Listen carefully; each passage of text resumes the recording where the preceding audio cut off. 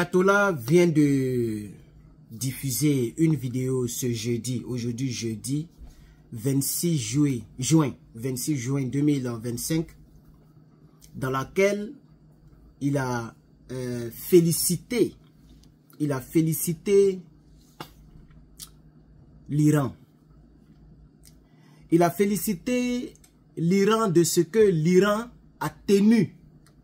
L'Iran s'est défendu. L'Iran est resté debout. Et l'Iran a failli même étouffer l'État sioniste. C'est comme ça qu'ils l'appellent, c'est-à-dire Israël. Donc, dans la tête de l'ayatollah, et selon le guide suprême de l'État islamique iranien, les framponnages, les bamougoussages entre l'Iran et Israël ont été dominés par l'Iran. Ça, j'ai besoin de vos commentaires là-dessus. Parce que moi, j'ai mon commentaire. Et je vais le donner d'ici la fin de la vidéo. L'ayatollah, fièrement, Ali, l'ayatollah, fièrement, il ne parle pas comme ça. Hein. Il ne parle pas comme ça. Quand il sort de manière très sereine et très précise, avec un but bien déterminé. Chers parents, chers camarades, c'est de cette actualité que nous allons essayer de parler. Nous allons déblatérer sur cette actualité. Alors, on va avancer. Nous allons aller très rapidement dans les détails puisque mes frères et sœurs du côté de l'Afrique ont un problème d'internet. Donc, il faut abréger souvent les vidéos. Et mon temps record, c'est 9 minutes. Je n'atteins jamais les 10 minutes. Alors, c'était dans une vidéo diffusée à la télévision d'État iranien ce jeudi 26 juin 2025. L'occasion de sa première prise de parole, mais de manière publique, oui, de manière publique, puisque il prend la parole, mais nous on n'est pas au courant, il parle avec ses, vous voyez, mais de manière publique, il faut l'ajouter. Depuis que le président Donald Trump ait suggéré que les deux pays mettent bas la terre, parce que vous savez très bien que le président Donald Trump, il peut être ce qu'il est, hein. Tu peux ne pas l'aimer, tu peux l'aimer, hein, ça c'est ton choix. Dans la vie, chacun a son choix. Tu peux ne pas m'aimer, tu peux m'aimer.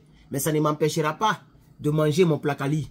Ça ne m'empêchera pas de vivre ma vie. C'est pareil pour Donald Trump, c'est pareil pour tout le monde. C'est pareil pour Poutine, c'est pareil pour Xi Jinping, c'est pareil pour Kim Jong-un, c'est pareil pour tout le monde.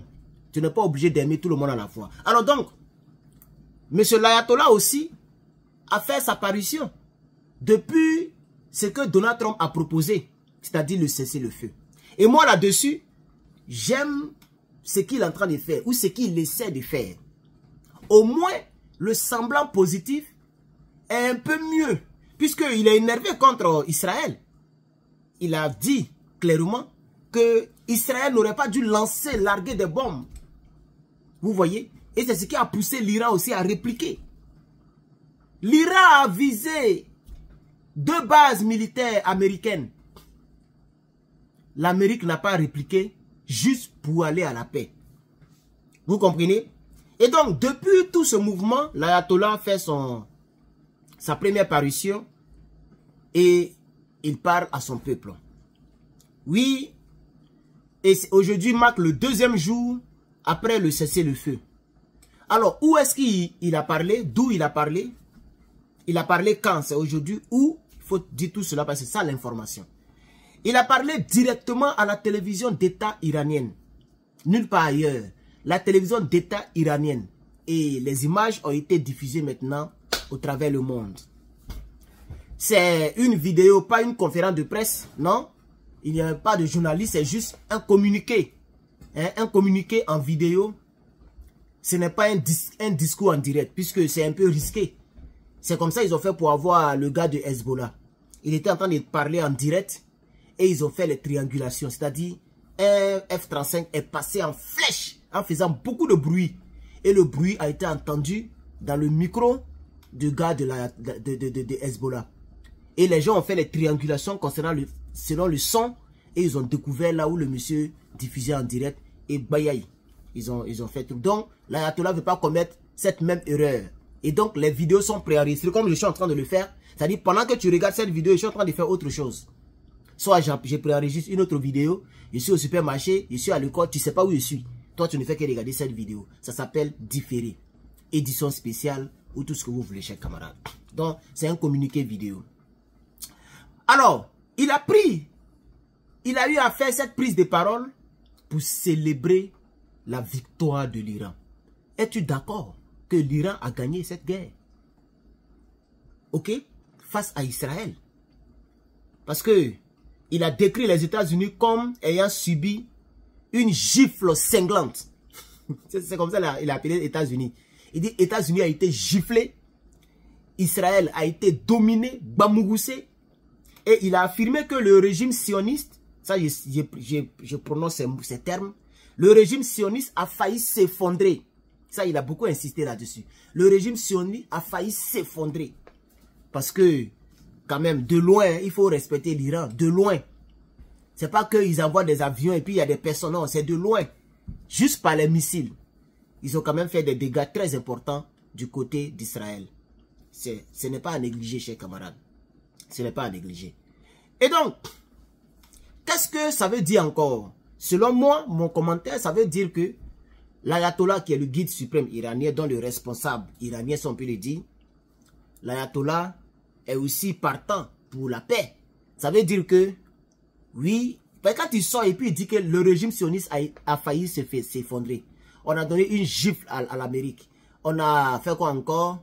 Félicitations à l'Iran pour tout ce qu'ils ont fait. Ça veut dire que, voilà, au moins, le cessez-le-feu est pris en compte. Et je pense que Israël doit au moins se calmer là-dessus. Il faut que le Moyen-Orient respire. Les gens sont décédés, beaucoup de personnes sont décédées. Moi, personnellement, je souhaite la paix. Je veux qu'il y ait la paix en Afrique, au Moyen-Orient. C'est ce que je souhaite. Parce que ce sont des petites choses comme ça qui deviennent des guerres mondiales. Or, actuellement où nous sommes là, si la guerre mondiale déclenche, personne ne sera gagnante. Personne ne va gagner cette guerre. Personne. Ça, c'est mon point de vue. Parce que chacun va profiter pour régler son compte. Si cette guerre déclenche, la Chine va aller raser Taïwan. Les États-Unis seront préoccupés à pouvoir régler leurs comptes aussi. Ok? La Russie aussi va profiter pour régler ses comptes. L'Ukraine aussi, on ne sait jamais, peut faire des choses. Donc, tous les pays vont commencer à se manger. La guerre sera dévastatrice. C'est pourquoi, nous, panafricains, en tout cas moi personnellement, je propose la paix. Je souhaite qu'il y ait la paix dans ces régions. Voici donc l'information que je voulais apporter à votre connaissance. Selon l'ayatollah qui positionne l'Iran comme étant le pays vainqueur de toutes ces guerres, de toutes ces ça fait 14 jours aujourd'hui, mais 16 jours, je ne sais pas trop, je suis un peu perdu là-dessus, aidez-moi. Mais l'ayatollah a parlé et moi, je suis venu aussi donner mon point de vue et faire l'infoanalyse. D'ici là, portez-vous bien, on se revoit dans la prochaine vidéo. Peace.